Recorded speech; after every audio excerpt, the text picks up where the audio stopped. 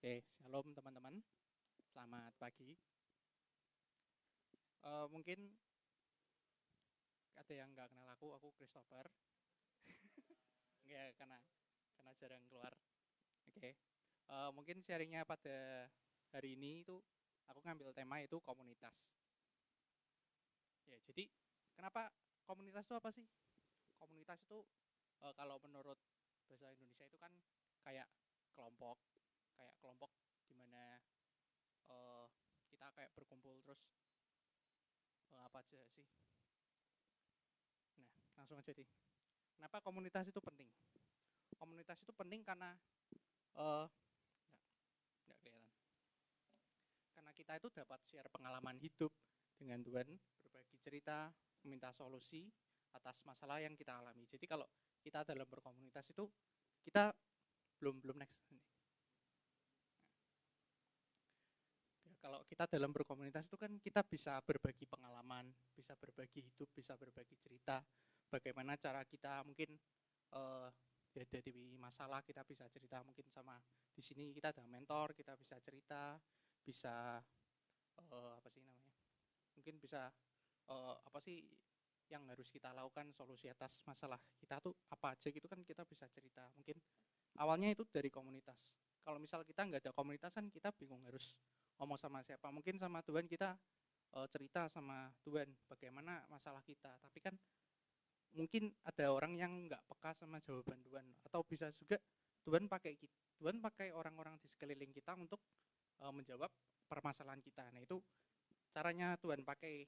Salah satunya cara Tuhan bisa pakai kita dan pakai orang lain untuk menjawab solusi kita itu ya dari berkomunitas. Yesus pun juga memiliki komunitas, yaitu misal 3 murid terdekat Yesus, yaitu Petrus, Yakobus, Yohanes. Lalu ada juga 12 murid Yesus, yaitu selain Yudas Iskariot yang nantinya juga digantikan oleh Matias. Lalu 70 murid bisa dibaca di Lukas 10, dan mungkin murid-murid lainnya yang mungkin Tuhan Yesus mungkin sudah mengajar cuman memuridkan orang lain cuman tidak dijelaskan dalam Alkitab tuh mungkin ada banyak juga. Nah mungkin di next. Nah, komunitas itu merupakan platform atau tempat media kita itu di mana kita bisa saling membantu, saling bercerita lah. Kalau misal di COVID dulu orang sakit itu pasti kayak sekelilingnya itu jadi sakit. Kalau misal sebelum vaksin itu kan wabah di Indonesia kan cukup cepat ya nyebarnya. Lalu juga misal komunitas yang baik. Kalau komunitasnya baik pasti akan menimbulkan dampak yang baik bagi kita. Kalau misal kita komunitasnya buruk ya akan menimbulkan dampak yang buruk juga. Mari kita lihat di Roma 12 ayat 6. Belum di next.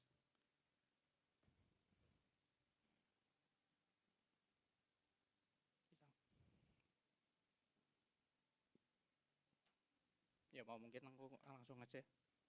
Dalam Roma 12:6 itu dikatakan, demikianlah kita mempunyai karunia yang berlain-lainan menurut kasih karunia yang dianugerahkan kepada kita. Jika karunia itu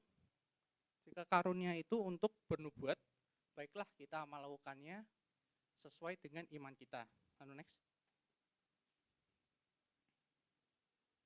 Jika karunia untuk melayani, kita melayani. Jika karunia untuk mengajar, baiklah kita mengajar. Jadi jelaskan kalau di Roma 12 ayat 6, kalau misal kita punya karunia untuk misal melayani ya kita ada baiknya untuk melayani. Jika kita punya karunia untuk mengajar, jatuh ya. Oke. Jadi kalau misal kita punya karunia yang lebih, misal kita bisa main musik, kita bisa bisa ngedrum, bisa gitar gitu. Ya udah kita ada baiknya kita juga mengajari teman kita agar nggak cuma kita aja yang bisa main drum, bisa main gitar gitu. Lalu kembali kenapa komunitas itu merupakan tempat di mana kita saling membantu. Nah, teman-teman di komunitas itu dapat membantu kita dalam permasalahan kita. Misal kalau di aku masih nyari kerja. Misal ada juga istilahnya orang dalam. Jadi kalau orang dalam itu kan ditunjuk atau dirujuk pada pihak atau orang dalam perusahaan yang dapat membantu seseorang untuk masuk ke dalam perusahaan. Karena adanya hubungan kekerabatan, keluarga, teman, bisnis, dan lain-lain. Juga misal kalau kita misal dulu ke depannya kita misal punya bisnis, misal jualan ayam goreng. Kalau misal kita nggak tergabung dalam komunitas bisnis, mungkin kita bakal susah gitu cari supplier ayamnya gitu. Kayak ya kita bakal beli ayam di harga konsumen. Kayak jadi kan kalau misal harga konsumen biasanya agak lebih tinggi daripada harga di supplier gitu. Jadi kalau misal kita nggak tergabung dalam komunitas pun ya caranya gimana kita bisa saling membantu gitu kalau kita nggak masuk dalam komunitas. Makanya komunitas itu sangat penting. Kalau kita lihat dari Galatia 6,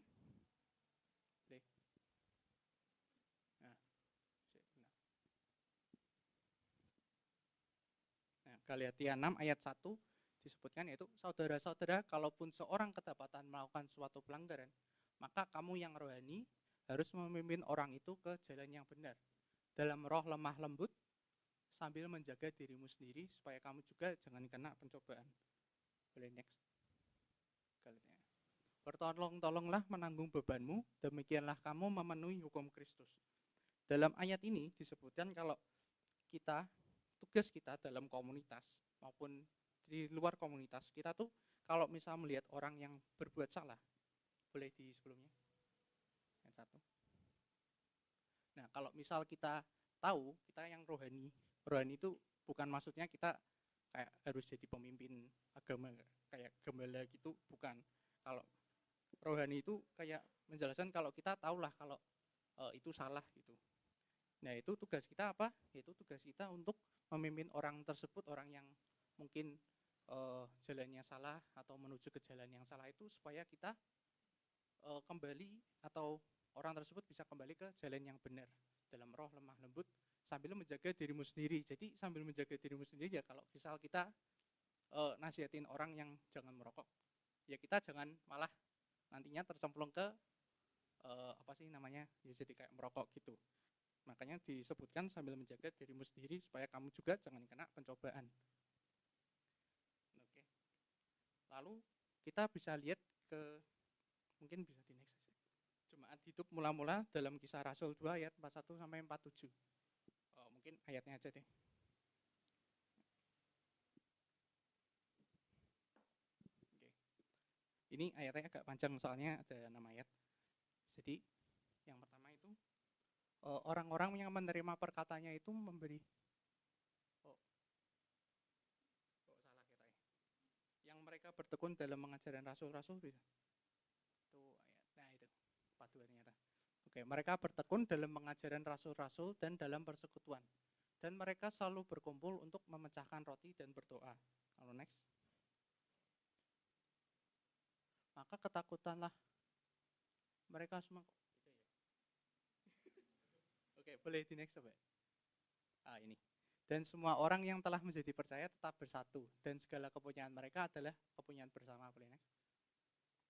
Dan selalu ada dari mereka yang menjual harta miliknya, lalu membagi-bagikannya kepada ke semua orang sesuai dengan keperluan masing-masing. Next. Dengan bertekun dan dengan sehati mereka berkumpul di bait Allah.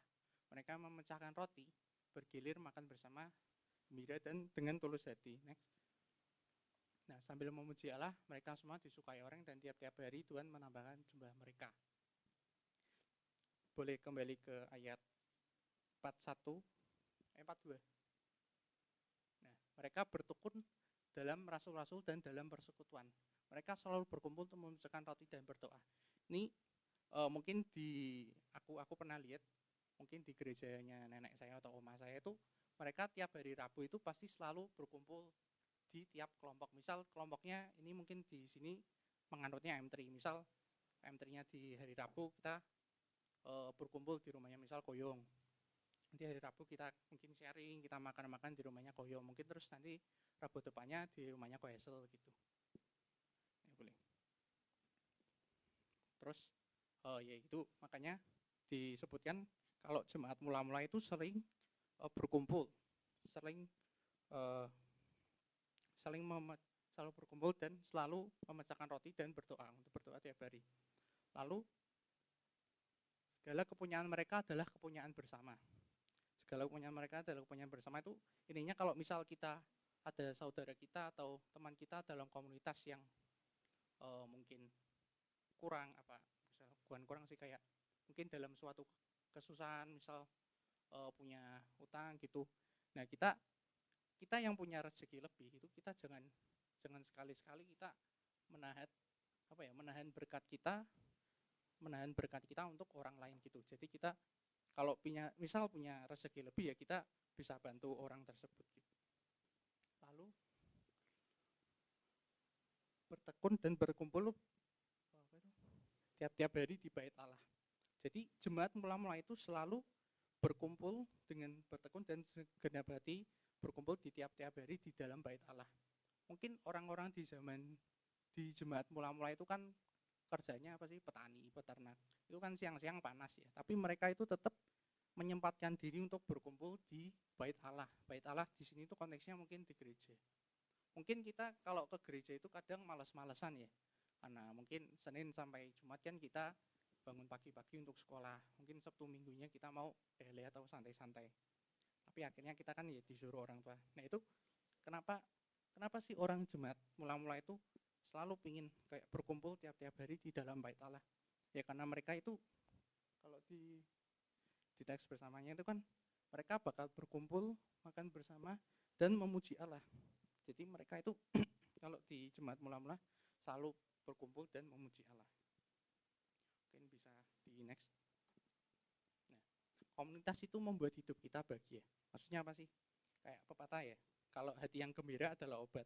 Nah, dalam komunitas yang baik, yang membangun kita dalam rohani maupun jasmani, kita kan dapat bercerita. Misal kita punya masalah, mungkin kita pengen ada orang yang dengerin cerita kita, pengen kayak kita sharing aja, kayak misal cerita kita mungkin bisa membangun bagi orang lain. Karena itu mungkin hati kita bisa dilegakan sedikit, atau mungkin ya kayak kayak rasanya masalah kita bisa diselesaikan sedikit demi. Mungkin ada orang yang kayak ngomong aja bisa hatinya lega gitu. Nah, tapi dalam berkomunitas kita tuh nggak boleh cuman menerima. Jadi kita nggak boleh cuman misal aku cerita terus kita cuman minta saran gitu. Nah, kita kalau dalam berkomunitas itu kan ada singkatannya, kalau kita memberi ya kita harus menerima, kita harus memberi. Jadi kalau kita dalam berkomunitas ya kita jangan cuman menerima aja, jangan cuman menerima saran, tapi kita juga harus memberi saran gitu. Tuhan Yesus juga berbicara yaitu lebih baik memberi daripada menerima. Memang ada sekelompok orang yang hanya mau menerima tapi nggak mau memberi. Tetapi kita nggak mau jadi orang yang seperti itu. Misal ada orang yang pinjam uang, misal pinjam 100.000. Ternyata dia juga pinjam ke orang-orang lain gitu. Tapi nggak bayar nggak ngembaliin gitulah. Yaudah, aku nggak ngomong kita harus minjemin orang itu terus. Tapi kita yaudah kalau misal 100.000 ya memang banyak ya kalau di ukurannya kita, tapi ya udahlah kita mungkin relakan saja, nanti Tuhan akan berikan lebih, mungkin 2 kali lipat sampai 7 kali lipat gitu. Mungkin bisa di next. Nah, komunitas itu merupakan buah hidup kita. Ya, komunitas itu merupakan buah atau investasi dari hidup kita. Komunitas itu dapat dijadikan parameter kita tuh sudah bangun apa sih dalam hidup kita. Tuhan Yesus saja menginvestasikan hidup selama 3,5 tahun bersama murid-murid atau komunitasnya. Buah-buah apa sih yang telah diperoleh dari perjalanan Tuhan Yesus? Banyak gitu. Ada Injil-Injil diberitakan sampai ke ujung bumi, mampu memuridkan banyak orang, bahkan murid-murid Yesus juga mampu memuridkan orang yang lebih lagi, seperti mungkin di Rasul Petrus yang menobatkan orang sampai 3.000 orang. Lalu banyak orang yang diberkati baik dulu waktu Yesus masih hidup, masih ada di dunia ini, hingga sampai sekarang banyak mujizat-mujizat Yesus yang mampu kayak mengubah hidup orang di saat ini gitu. Memang buah itu gak terlihat dalam waktu instan. Tanaman yang kita tanam itu pasti harus menunggu hingga berbuah. Misal pohon mangga. Kalau pohon mangga itu kalau berbuah itu paling cuma 10-15 buah aja itu harus nunggu 5 sampai 6 tahun. Pohon jeruk berbuah tiap 3 sampai 4 tahun. Memang terkadang kita pengennya hasilnya instan ya. Kayak kita harus pengen kita ngelakuin apa, kita langsung nanti dapat besoknya gitu. Tapi karena rencana Tuhan itu kan berbeda ya. Kalau ya kita harus apa ya, kayak harus rajin gitu melakukan perbuatan baik, karena pasti perbuatan baik itu kita akan melihat buahnya. Karena Yesus juga mengajarkan kalau siapa yang menabur pasti dia menuai. Misal kita menasihatkan teman kita, misal jangan berbuat kasar, jangan ngomong kotor. Harus orangnya kayak gak gubris, gak nanggepin gitu. Yaudah kita ngomongin aja, pasti nantinya hasil nasihat kita pasti akan berbuah baik itu. Dalam boleh dilihatin Matius 7 ayat 1-2. Jadi ketika kita menasihatkan orang itu, kita ya nasihatin tapi jangan menghakimi. Kenapa kita nggak boleh menghakimi? Dalam Matius 7 ayat 1-2, janganlah kamu menghakimi supaya kamu tidak dihakimi. Next.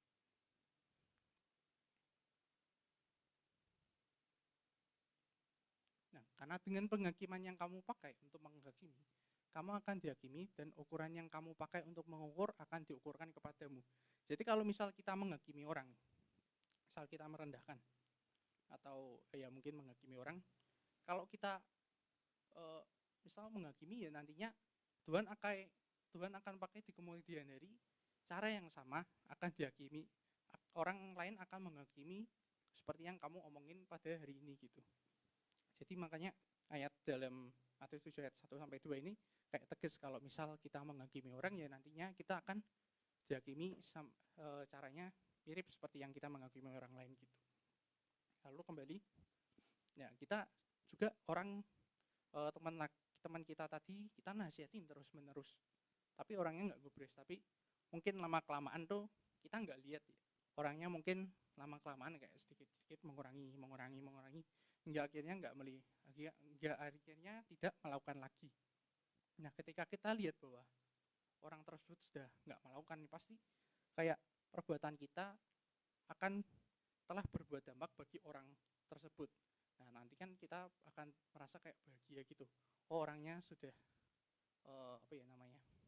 sudah bertobat lah, sudah tidak melakukan perbuatan yang buruk lagi. Nah, untuk melihat buah dari perbuatan kita itu caranya gimana? Cara yang paling simpel adalah kita harus masuk ke dalam sebuah komunitas. Boleh lihat di Lukas 3 ayat 8-14. Nah, jadi hasilkanlah buah-buah yang sesuai dengan pertobatan, dan janganlah berpikir dalam hatimu, Abraham adalah bapa kami, karena aku berkata kepadamu, Allah menjadikan anak-anak bagi Abraham dari batu-batu ini. Boleh next. Nah, kapak sudah tersedia pada akar pohon, dan setiap pohon yang tidak baik, pohon yang menghasilkan buah yang tidak baik, akan ditebang dan dibuang ke dalam api. Next. Orang banyak bertanya kepadanya, jika demikian, apa yang harus kami perbuat? Jawabnya, barang siapa mempunyai 2 helai baju, hendaklah ia membaginya dengan yang tidak punya. Dan barang siapa yang mempunyai makanan, hendaklah ia berbuat juga demikian. Ada datang juga pemungut-pemungut cukai untuk dibaptis, dan mereka bertanya, Guru, apakah yang harus kami perbuat? Jawabnya, jangan menagih lebih banyak daripada yang telah ditentukan bagimu. Dan prajurit-prajurit bertanya, dan kami, apakah yang harus kami perbuat? Jawab Yohanes, jangan merampas dan jangan memeras, dan cukupkanlah dirimu dengan gajimu. Kembali ke yang ayat 8. Jadi hasilkanlah buah-buah yang sesuai dengan pertobatan.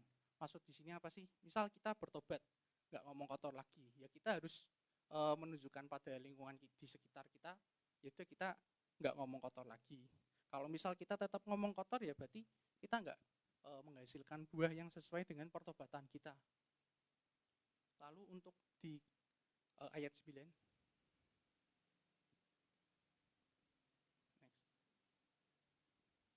Nah, itu kapak sudah tersedia pada akar pohon, dan setiap pohon yang nggak menghasilkan buah yang baik akan ditebang dan dibuang ke dalam api. Jika misal kita udah dinasihatin untuk bertobat, tapi kita tetap nggak bertobat, itu apa sih hukumannya? Nah, hukumannya adalah pohon yang nggak menghasilkan yang buah yang baik itu akan ditebang dan dibuang ke dalam api. Jadi kalau misal kita tetap nggak bertobat ya, eh, di ayat ini disebutkan kita akan ditebang dan dibuang ke dalam api. Mungkin boleh next yang ayat 11. Nah, barang siapa yang punya 2 helai baju, hendaklah ia membaginya dengan yang enggak punya.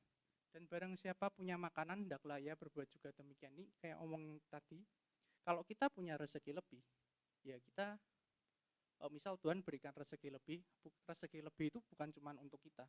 Mungkin Tuhan sisihkan rezeki yang kita miliki itu untuk berbagi dengan orang lain. Jadi kalau misal kita lihat ada orang misal, nggak cuma teman, mungkin orang di luar sana yang butuh bantuan, tapi kita punya nih sebenarnya punya uang lebih atau mungkin rezeki lebih atau karunia lebih, ya kita jangan sekali-sekali segan-segan untuk dan ragu-ragu untuk nggak memberikannya gitu. Ini bukan cuma bicara soal materi, tapi juga soal karunia ya.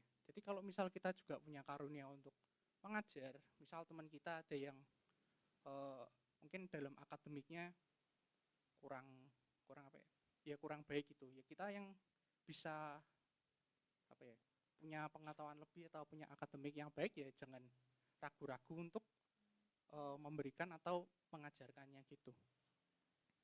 Lalu untuk ayat 13 ini untuk doa pemungut cukai ya. Untuk pemungut cukai ini mungkin konteksnya lebih dewasa ya, mungkin seperti yang tadi, misal pakai perumpamaan, kita minjemin uang 100. Nah kalau kita minjemin orang 100 ya kita mintanya 100, jangan minta 200 atau 150. Karena itu namanya riba ya, karena dalam riba itu dilarang oleh Alkitab.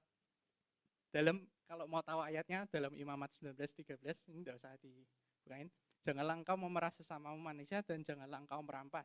Janganlah kau tahan upah seorang pekerja harian sampai besok harinya. Jadi kalau misal besok kita misal jadi bos, jadi atasan gitu, ya kita jangan memeras bawahan kita itu, jangan memeras karyawan kita, jangan misal gajinya kita tahan. Kan banyak ya ada berita gitu kalau upah harian buruh itu selalu ditahan gitu sampai 3 bulan. Nah, itu kalau dalam Alkitab itu kita tuh jangan menahan upah seorang pekerja sehari aja, itu nggak boleh gitu. Kita harus, kalau misal orangnya udah bayaran hari itu, ya kita harus bayarkan hari itu. Karena mungkin orang tersebut punya uang tersebut memang harus dipakai untuk harinya, misal harus bayar biaya makan, mungkin anaknya sekolah belum bayar sekolah gitu. Nah kalau misal kita tahan gajinya, itu pasti akan menimbulkan masalah bagi pekerja tersebut, kayak misal nanti harus ngutang, nanti malah nambah masalah lagi gitu. Makanya disebutkan kita nggak boleh menahan upah seorang pekerja harian sampai besok harinya. Mungkin ke ayat 14. Nah ini jangan merampas dan jangan memeras, cukupkanlah dirimu dengan gajimu. Ini mungkin bicara konteks jangan korupsi gitu ya. Jangan ngambil apa yang bukan milik kita gitu. Iya. Agak sensitif cuman gitu. Mungkin lanjut aja. Nah, pada masa-masa belakangan ini, orang Kristen tuh kalau nggak didampingi oleh seseorang atau seseorang mentor, itu pasti sebagian besar hidupnya saya yakin nggak berubah sih. Misal orang ke gereja terus-menerus, pelayanan terus-menerus, tapi hidupnya kok ya tetap nggak berubah. Ya, karena mungkin malamnya masih begadang, masih main, masih merokok. Kenapa orang tersebut tetap melakukan hal tersebut? Jawabannya mungkin salah satunya karena orang tersebut tuh belum dimuridkan. Makanya kita perlu melakukan pemuritan, kita perlu melakukan pendampingan pada orang-orang yang kalau misal kita tahu ya kita perlu memuridkan orang tersebut. Dalam amanat agung pun Yesus berkata, kita harus menjadikan semua bangsa sebagai murid Yesus. Boleh lihat Matius 28, 19, 20. Ini amanat agung ya. Oke, yaudah aku bacain aja deh. Karena itu pergilah, jadikanlah semua bangsa muridku dan baptislah mereka dalam nama Bapa dan Anak dan Roh Kudus. Dan ajarlah mereka melakukan segala sesuatu yang telah kuperintahkan kepadamu. Dan ketahuilah, aku menyertai kamu senantiasa sampai kepada akhir zaman. Nah, di dalam amanat agung, Tuhan Yesus memerintahkan kita untuk memuridkan. Jadi kalau misal kita punya kesempatan untuk memuridkan tapi kita enggak melakukan, ya berarti kan kita sudah, hitungannya kayak kita sudah melanggar atau tidak melakukan amanat yang telah Yesus berikan gitu. Karena kita enggak memuridkan orang tersebut. Boleh kembali ke itu aja deh, PPT. Next. Oh ini next lagi. Sampai yang pemuritan aja. Nah, kekristenan itu yang terpenting adalah pemuritan. Kenapa banyak orang Kristen itu misal munafik? Kenapa orang tersebut selalu ke gereja, denger khotbah terus menerus, tapi tetap nggak punya dampak gitu, nggak ada dampaknya bagi lingkungan sekitar, hidupnya nggak jadi berkat, Tuhan Yesus nggak hadir dalam dirinya. Untuk apa kita ke gereja terus menerus, baca firman terus menerus, tapi nggak pernah melakukan, ya hidupnya tetap nggak bakal jadi dampak bagi orang di luar sana. Jadi kalau misal kita pergi ke gereja itu, jangan berpikir kalau kita udah ke gereja karena kita disuruh orang tua, yaudah kita ke gereja dengerin habis itu pulang. Jangan. Kalau kita ke gereja itu kita harus punya hati untuk bisa bertemu untuk Tuhan. Jadi kalau misal kita dengerin khotbah, misal khotbahnya kemarin, khotbahnya Om Hin, mungkin beberapa orang ada yang ngantuk ya karena khotbahnya Om Hin itu terlalu mungkin terlalu teologi. Tapi kalau misal kita tetap dengerin, tapi kita tetap tidak mudeng, ya udah kita dengerin aja. Mungkin ada satu kalimat atau satu kata yang kita tangkap dari khotbah tersebut. Nah itu berarti Tuhan ingin memberikan satu kata atau satu kalimat tersebut untuk diri kita. Nanti kalau misal kita dengerin, kita cuma dapat satu kata, ya berarti satu kata itu yang ingin Tuhan sampaikan kepada hidup kita. Kembali ke buah. Apa sih yang diinginkan Tuhan dalam hidup kita? Tuhan ingin kita berkomunitas, mempraktekkan buah-buah roh. Buah-buah roh itu apa? Yaitu ada kasih, sukacita, dan sebagainya. Bagaimana cara komunitas kita mampu mengubah seseorang dari kehidupan lamanya menjadi kehidupan baru. Ini bicaranya konteks misal orangnya dari ngomong kotor jadi nggak ngomong kotor, orangnya kasar jadi tidak kasar lagi. Bagaimana sih cara komunitas kita itu mampu mengubah seseorang dari kehidupan lamanya jadi kehidupan baru? Dan apa sih yang dapat kita lakukan dalam komunitas kita untuk mempraktekkan hal tersebut? Misal dilihat dari ayat yang pertamanya kita baca, itu Efesus 4 ayat 16. Nah, daripadanya lah seluruh tubuh yang rapi tersusun dan diikat menjadi satu oleh pelayanan semua bagiannya, sesuai dengan kadar pekerjaan tiap-tiap anggota, menerima pertumbuhan dan membangun dirinya dalam kasih. Kembali ke PPT aja deh. Ada buat di next. Nah, kelihatannya. Nah, itu kan yang di bold. Aku lihat ada, aku bold rapi tersusun. Maksud dari rapi tersusun dalam ayat ini tuh apa sih? Rapi tersusun tuh artinya berarti kan sebelum tersusun rapi itu ada yang namanya terpencar. Jadi kita sebelum tersusun, kita itu pasti terpencar, kita berantakan lah hitungannya.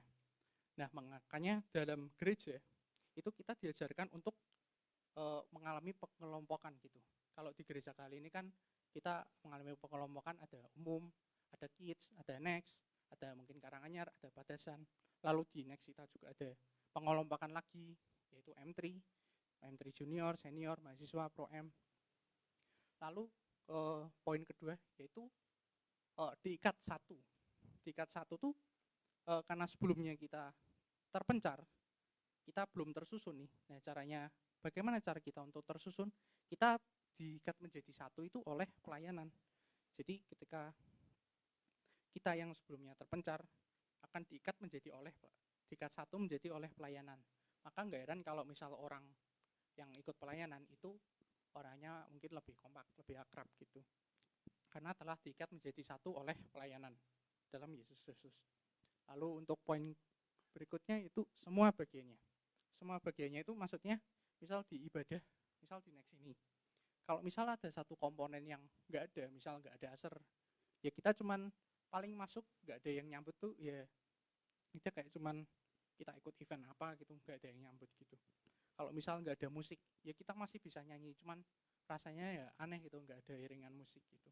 Makanya seluruh aspek itu perlu dilibatkan. Makanya semua bagiannya itu perlu dilibatkan agar berjalan dengan baik. Lalu poin berikutnya itu kadar pekerjaan. Setiap orang itu pasti punya potensi, punya karunia yang berbeda-beda.